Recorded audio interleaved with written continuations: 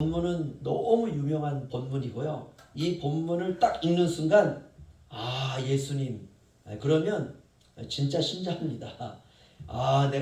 이 본문을 읽는 순간 예수님이 딱 떠오르잖아요. 그 그림이. 그러면 신앙생활 내가 잘하고 있구나라고 생각하시면 될 것 같습니다.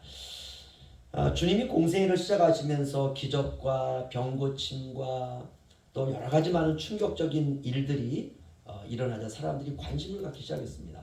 그리고 주님 주변에 사람들이 막 몰려들기 시작했어요. 주님을 보려고. 아픈 사람들은 병고침을 받고 또 주님에 대한 소문을 듣고 정말 그런 일이 있을까 호기심을 갖는 사람들도 많이 있었고요. 또는 의심의 눈초리로 보는 사람도 있었고 또 주님의 그 일거수일투족을 로마 사람들에게 다 정보를 주려고 하는 아마 그런 스파이들도 아마 있었을 것입니다. 그런데 그 어른들 틈 사이로 비집고 들어오는 또 다른 무리가 있었습니다. 바로 아이들입니다. 아주 작은 아이들. 아이들은 좀 번잡스럽지 않습니까? 그러자 제자들이 번잡스럽다고 이 어른들 모임에 너네가 끼면 안 돼. 애들이 어디로 와 하고 아이들을 물리치려고 할 때에 주님께서 그 제자들의 모습, 어른들의 모습을 보시고 그러지 마라. 천국은 이런 자의 것이니라.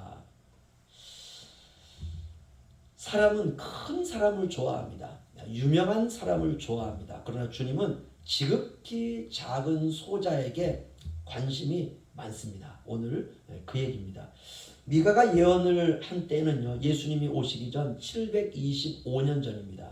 북이스라엘은 주전 722년에 멸망을 하니까 미가 선지자가 이 미가서를 너희가 하나님의 뜻대로 살지 않으면 이렇게 계속해서 하나님의 마음에 벗어나고 우상을 숭배하는 삶이 시작하면 너희가 심판을 당할 것이다. 너희가 이 나라에서 쫓겨날 것이다 라고 미가가 예언한 후에 3년 후에 멸망합니다. 그러니까 미가는 이게 752년 주전 752년이 되었든 722년이 되었든 우리에게는 그게 크게 와닿지 않습니다. 중요한 건 미가 선지자가 이 예언을 하고 난 이후에 3년 후에 이스라엘이 망한다는 것입니다. 그러니까 미가 선지자는 3년 전에 돌이켜라, 회개해라 예언하고 선포했던 선지자입니다. 당시에 이 아수르라고 하는 나라는 강력한 힘으로 남진 정책을 쓰고 있었습니다. 다시 말하면 남쪽을 정복하기 위한 계획을 세우고 있었습니다.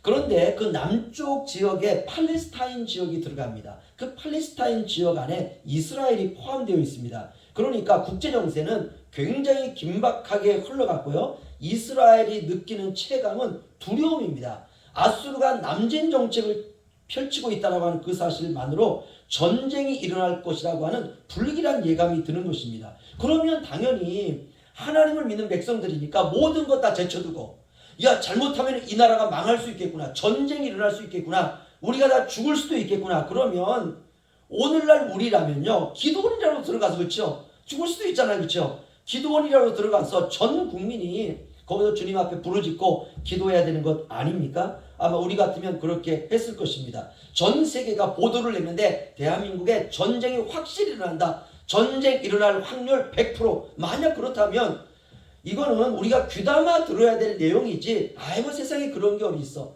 21세기에 무슨 전쟁이 있어. 이렇지는 않다는 것입니다. 이 당시가 그랬습니다.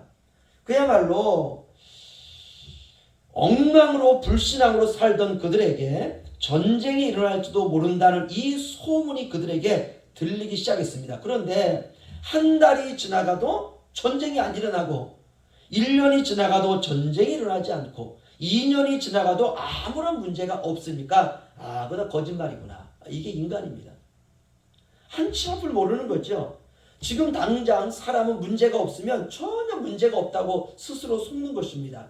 우리야 미가서를 알고 있으니까 그리고 미가의 예언 이후에 3년 후에 이스라엘이 멸망당한다는 것 이걸 알고 있으니까 우리는 이 본문을 읽으면서 이스라엘 백성들이 정신 차려야 되는데 이렇게 우리는 생각할 수가 있습니다. 결국 북이스라엘은 3년 후에 아수르에게 철저하게 짓밟힙니다. 하지만 당시에 그들은 전쟁이 일어나기 일주일 전에도 세상에 그런 일이 어디 있어. 그들은 그렇게 생각했습니다. 뜬 소문이겠지. 그러니까 여전히 죄에 머물고 여전히 불신앙으로 살아가고 기도하지 않고 말씀도 보지 않고 그렇게 살아가는 것입니다. 그러니까 회개는커녕 아무 생각이 없는 것이에요. 미가 선지자는 남유다와 북이스라엘 왕국에 대하여 우상 숭배와 부도덕한 삶을 지적하면서 돌아오라 라고 울부짖고 있습니다. 그게 미가서 1장입니다. 그리고 당신들이 돌아오지 않고 계속 죄를 지으면 하나님의 심판이 임할 것입니다. 미가서 2장입니다. 더 나아가서 정치 지도자들과 종교 지도자들의 부패를 경고하고 있습니다. 그게 미가서 3장입니다. 얼마나 그들이 부패했느냐? 돈맛에 길들여졌다는 것이에요. 정치 지도자도 돈맛, 종교 지도자도 돈맛에, 이렇게 미가가 정치 지도자와 종교 지도자들을 향해서 제사장과 대제사장을 향해서도 심판을 경고하니까 미가서 3장을 보면 미가 선지자를 거짓 선지자다라고 낙인을 찍고 맙니다. 그럼에도 불구하고 미가 선지자는 하나님의 회복을 선포하고 있습니다. 비록 지금 상황은 어둡지만 그러나 끝날에 하나님이 여러분을 회복하실 것입니다. 우리가 여호와의 산에 올라서 주의 도를 배웁시다. 이렇게 미가 선지자가 계속 그들에게 외치고 있습니다. 그런데 이 미가 선지자가 얼마나 이스라엘을 사랑했느냐, 그 장면이 나오는데요. 미가서 1장 8절 9절로 가겠습니다. 미가서 1장 8절 9절이요. 우리 함께 읽겠습니다. 시작. 이러므로 내가 애통하며 애곡하고 벌거벗은 몸으로 행하며 들깨같이 애곡하고 타조같이 애통하리니 이는 그 상처는 고칠 수 없고 그것이 유다까지도 이르고 내 백성의 성문 곧 예루살렘에도 미쳤음이니이다. 아멘. 미가 선지자가 말로 하니까는 안 듣는 거예요. 그리고 오히려 그 당시에 대제사장과 제사장들이 저 미가가 거짓 선지자다, 저 미가가 거짓 선지자다, 아니 하나님이 사랑하는 이 나라에 평안이 오고 태평이 올 것이다. 그러니까 미가 선지자는 이런 하나님 백성들에 대한 심판을 경고하니까 미가 선지자가 거짓 선지자로 도장이 찍혔습니다. 그러니까 이 미가 선지자가 1장 8절 9절을 보면 애통하고 애곡하고 벌거벗은 몸으로, 미가 선지자가 자신의 옷을 다 찢어버립니다. 그리고 실루라기 하나 걸치지 않고 속옷도 걸치지 않고 벌거벗은 몸으로 들깨같이 울면서 통곡하면서 백성들에게 회개해야 이 나라가 삽니다, 회개해야 이 나라가 삽니다 라고 복음을 선포했다는 것이에요. 그것을 본 사람들의 반응이 어떨까? 여러분, 만약 제가 울릉도에서 복음을 전하겠다고, 만약 제가 옷을 다 찢어버리고 저 미가처럼요, 그리고 실오라기 하나 걸치지 않은 몸으로 현포지옥부터 시작해가지고 제가 회개하고 돌아와야 됩니다, 우리가 회개하세요, 돌아오면 삽니다 라고 울면서 통곡하고 외치고 다닌다면 제일 먼저 어떤 일이 벌어지느냐? 아마 우리 권사님들에게 전화가 다 갈 걸요. 권사님, 지금 현포 목사님 이상해요, 아마 이럴 겁니다. 옷을 다 벗고 울면서 통곡하면서 들깨같이 다녔다고 하지 않습니까? 미가가 아마 경찰서에 신고할 거예요. 지금 이상한 사람이 현포에 있는 그 교회 목사님이 옷도 다 벗고 지금 울면서 막 저러고 다닌다고 아마 경찰서에 신고하고 이상한 소문이 나기 시작할 것입니다. 바로 그 말이에요. 미가 선지자는 자기의 민족과 조국을 사랑하는 마음으로 내가 이렇게 옷을 벗은 같이 우리가 다 헐벗은 사람들입니다. 우리의 죄악이 우리의 수치를 드러냈습니다. 우리가 하나님 앞에 회개해야 됩니다. 자신의 몸으로 이렇게 증거를 하는 거예요. 사람들이 미가 선지자를 다 거짓 선지자로 찍은 것, 낙인을 찍은 것입니다. 유다와 이스라엘의 암덩어리처럼 번진 죄에 대해서 소리치고 애통하며 들깨같이 벗은 몸으로 행하며 내가 들깨같이 부르짖고 타조같이 끄억끄억 애통하지만 그 암이 결국 이 나라 전체에 퍼지고 말았다라고 미가 선지자가 외치고 있습니다. 절망적이죠. 이것이 바로 죄의 실상입니다. 그렇다면 이 죄를 어떻게 해결할 수 있는가? 결국 민족이 심판을 당하고 열방이 멸망하고 사람들 개개인이 저주의 바다로 쓸려가는 것을 어떻게 하면 막을 수 있을까? 사람으로는 할 수 없습니다. 이때 미가 선지자가 먼 미래에 나타날 메시아를 예언하기 시작합니다. 우리 미가서 5장 2절로 돌아오겠습니다. 미가서 5장 2절 우리 함께 읽죠. 시작. 베들레헴 에브라다야 너는 유다 족속 중에 작을지라도 이스라엘을 다스릴 자가 내게서 내게로 나올 것이다. 그의 근본은 상고의 영원에 있느니라. 아멘. 이스라엘을 향해서 절망적인 이스라엘을 향해서 너희를 구속할 자가 베들레헴 에브라다에서 나온다는 것이에요. 이 베들레헴이라고 하는 건 떡집이라는 뜻이고요. 이 에브라다라는 말도 이 떡집이라는 말입니다. 작고 초라하고 아주 그런 것을 표현할 때 베들레헴 에브라다라고 하는 상징적인 표현을 쓴다는 것입니다. 사람들은요 작고 초라한 지역에는 관심이 없습니다. 그런데 거기서 메시아가 나온다는 것이에요. 이거 굉장한 역설이 있죠. 만약 이 본문이 이렇게 한번 우리가 고쳐졌다고 한번 생각해 보죠. 울릉도 북면 현포야. 너는 대한민국에서 가장 멀리 외딴 곳에 있지만 세상을 다스릴 자가 현포에서 나올 것이다. 이러면 사람들이 웃는다는 거예요. 아니 그 울릉도 그 총구석에서 무슨 메시아가 나올까? 이 말이 바로 베들레헴 에브라다야 라고 하는 말입니다. 사람들은 이런 거 좋아하지 않습니다. 사람들은 대단한 것을 좋아합니다. 자기들이 생각할 때 위대하다고 생각하는 지역, 자기들이 생각할 때 위대하다고 생각하는 사람, 자기들이 생각할 때 위대하게 생각되어지는 그런 지위, 명예 이런 것에서 자신들을 구원할 것이다 라고 생각합니다. 예를 들면 서울, 대구, 부산 이런 곳에서 메시아가 나올 것이다. 그러면 사람들이 당연히 그렇지 라고 생각을 한다는 것이에요.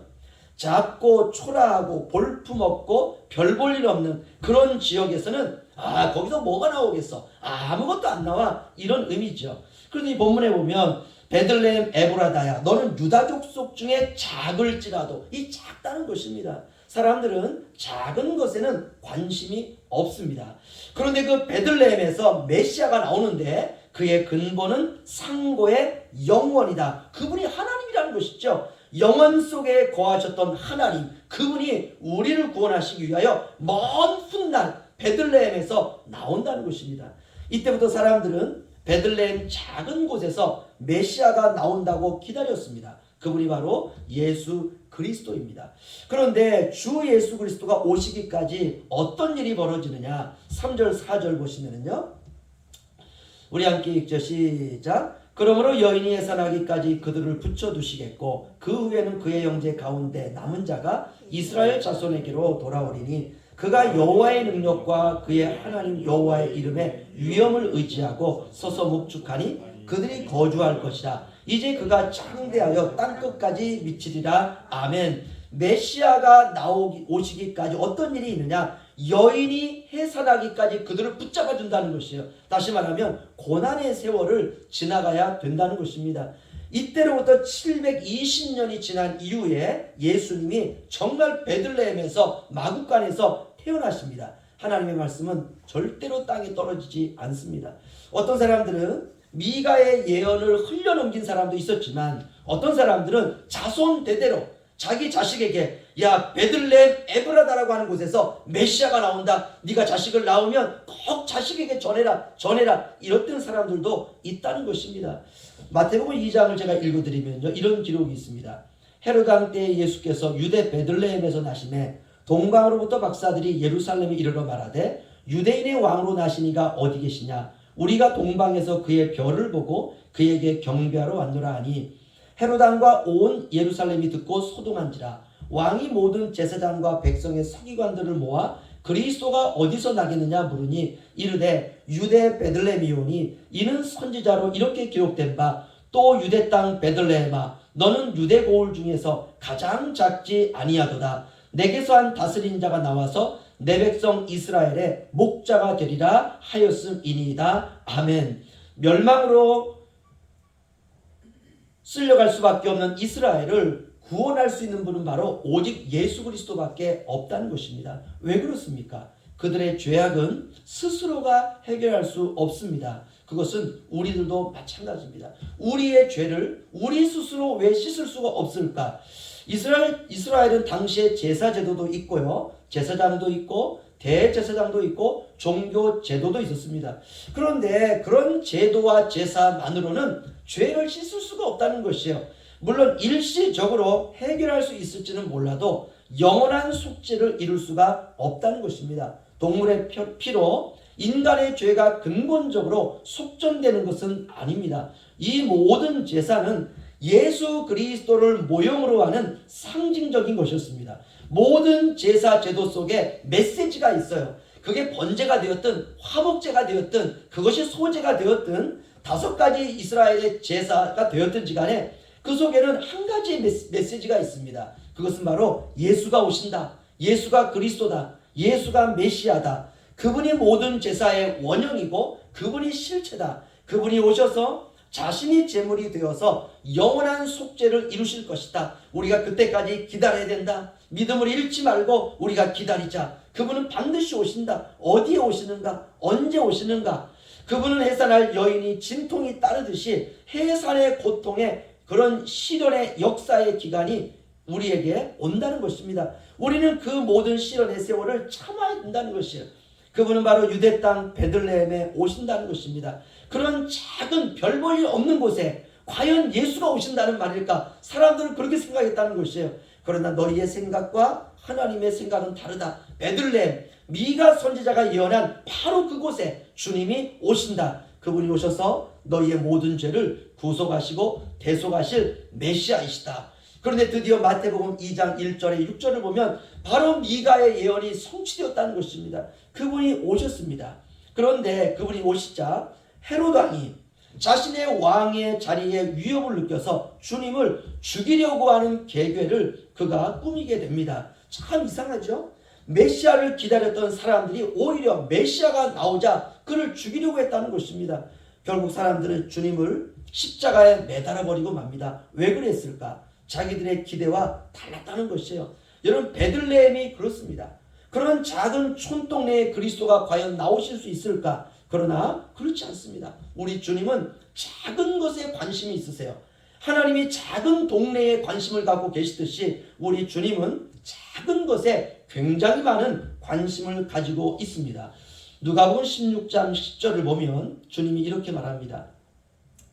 지극히 작은 것에 충성된 자는 큰 것에도 충성되고 지극히 작은 것에 불의한 자는 큰 것에도 불의하니라. 지극히 작은 것, 지극히 작은 것, 지극히 작은 일, 지극히 작은 헌신, 지극히 작은 사랑, 지극히 작은 관심, 지극히 작은 배려, 지극히 작은 위로의 한마디, 지극히 작은 기다려주는 마음, 거기에 보화가 있습니다. 거기에 보배가 있어요.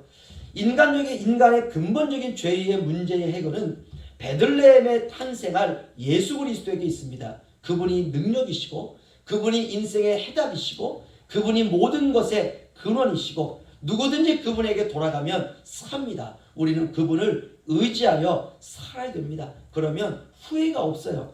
미가서 5장 4절을 보면 이제 미가는 이렇게 말합니다. 그가 여호와의 능력과 그의 하나님 여호와의 이름의 위엄을 의지하고 서서 목축하니 그들이 거주할 것이다. 이제 그가 창대하여 땅끝까지 미치리라. 아멘. 메시아의 시대가 열린다는 것이에요. 이제 예수 그리스도께서 모든 세상을 다스리는 나라가 열리는 것입니다. 그분이 평강이세요. 미가서 5장 5절을 보시면 이 사람은 평강이 될 것이다. 6절 아수르 사람이 우리 땅에 들어와서 우리의 지경을 밟을 때에는 그가 우리를 그에게서 건져내시리라. 그가 우리를 건져내시리라. 이것이 바로 믿음입니다. 신앙은 그가 나를 인도하는 것이에요.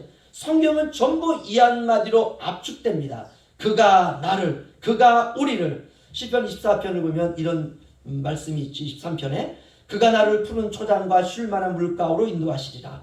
그가 나를 주의 지팡이와 막대기로 지키시리라. 그가 나를 사망의 음침한 골짜기에서 건지시리라. 그가 나를 원수의 목전에서 상을 베푸시리라. 베들레헴 에브라다에 나타나실 메시아, 그가 우리를 그에게서 건져내시리라. 그럼 어떻습니까? 베들레헴 에브라다에서 탄생하실 그분이 나를 구원하신다는 것입니다. 아니, 이제 이미 우리를 구원하셨습니다. 이제 우리는 복음을 전부 알고 있지 않습니까? 그렇다면 말씀을 마치면서 한 가지 말씀을 드리고 싶은 것은 이제 우리가 주님의 복음을 알고 있고 그분이 나를 구원하셨다면 지금부터 주님이 오시는 그날까지 어떻게 살아야 되느냐? 주님께 붙어 살아가는 법을 배워야 돼요. 주님께로부터 절대로 떨어지면 안 됩니다. 여러분, 다른 것 없어도 상관없습니다. 삶이 길지 않아도 관계가 없습니다. 베들레헴 에브라다에서 탄생하신 주님은 이제 권능과 영광의 구름을 타고 다시 오시리라고 우리에게 약속해 주시고 있습니다. 우리가 다시 오실 주님을 꼭 붙들고 우리가 작은 것, 작은 일, 작은 우리의 헌신으로 우리가 작은 것에 충성하는 저와 여러분 되시기를 주님의 이름으로 축원합니다. 기도하겠습니다.